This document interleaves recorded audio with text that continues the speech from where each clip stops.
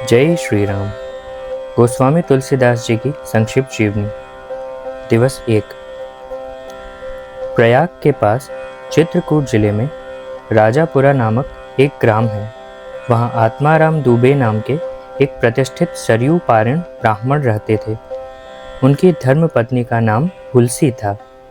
संवत 1554 की श्रावण शुक्ला सप्तमी के दिन अभुक्त मूल नक्षत्र में इन्हीं भाग्यवान दंपत्ति के यहाँ 12 महीने तक गर्भ में रहने के पश्चात गोस्वामी तुलसीदास जी का जन्म हुआ।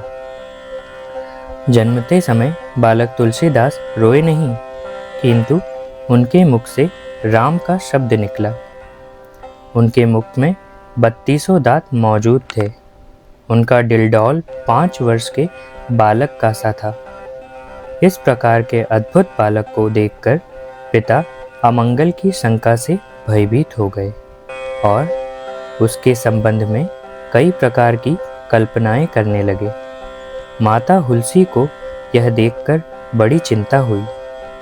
उन्होंने बालक के अनिष्ट की शंका से 10वीं की रात को नवजात शिशु को अपनी दासी के साथ उसके ससुराल भेज दिया और दूसरे दिन स्वयं इस असार संसार से चल बसी।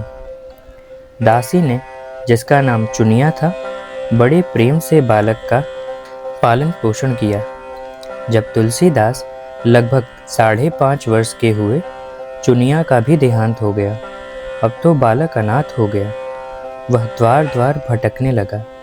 इस पर जगत जननी पार्वती माता को उस होनहार बालक पर दया आई।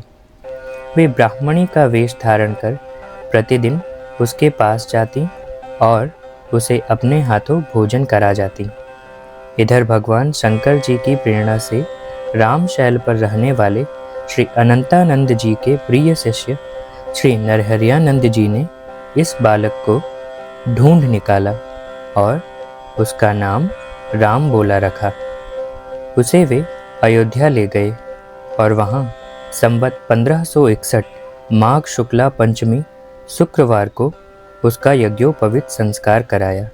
बिना सिखाए ही बालक राम बोला ने गायत्री मंत्र का उच्चारण किया, जिसे देखकर सब लोग चकित हो गए। इसके बाद नरहरि स्वामी ने वैष्णवों के 5 संस्कार करके राम बोला को राम मंत्र की दीक्षा दी और अयोध्या ही में रहकर उन्हें विद्याध्ययन कराने लगे। बालक राम बोला की बुद्धि बड़ी प्रखर थी। एक बार गुरुमुख से जो सुन लेते थे उन्हें वह कंठस्थ हो जाता था। वहाँ से कुछ दिन बाद गुरु शिष्य दोनों सूकर क्षेत्र पहुँचे। वहाँ श्री नरहरि जी ने तुलसीदास को रामचरितमानस सुनाया। कुछ दिन बाद वे काशी चले आए। काशी में शेष सनातन जी के पास रहकर तुलसीदास ने 15 वर्ष तक वेद वेदांग का अध्ययन किया। इधर उनकी लोक वासना कुछ जागृत हो उठी और अपने विद्या गुरु से आज्ञा लेकर वे अपनी जन्मभूमि को लौट आए। वहां आकर उन्होंने देखा कि उनका परिवार सब नष्ट हो चुका है। उन्होंने विधि पूर्वक अपने पिता आदि का श्राद्ध किया और वहीं रहकर लोगों को भगवान राम की कथा सुनाने लगे। संवत 1583 ज्येष्ठ शुक्ला 13 गुरुवार को भारद्वाज गोत्र की एक सुंदरी कन्या के साथ उनका विवाह हुआ और वे सुखपूर्वक अपनी नवविवाहित वधू के साथ रहने लगे।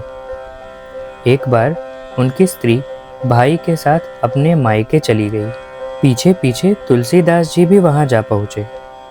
उनकी पत्नी ने इस पर उन्हें बहुत धिक्कारा और कहा कि मेरे इस हाड़ मांस के शरीर में जितनी तुम्हारी आसक्ति है, उससे आधी भी यदि भगवान में होती तो तुम्हारा बेड़ा पार हो गया होता।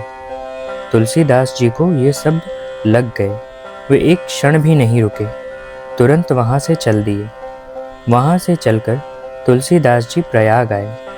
वहाँ उन्होंने गृहस्थ वेश का परित्याग कर साधु वेश ग्रहण किया। फिर तीर्थाटन करते हुए काशी पहुँचे। मानसरोवर के पास उन्हें काकभुशुंडी जी के दर्शन हुए। इसके आगे की कथा हम अगले एपिसोड में सुनेंगे। जय श्री राम।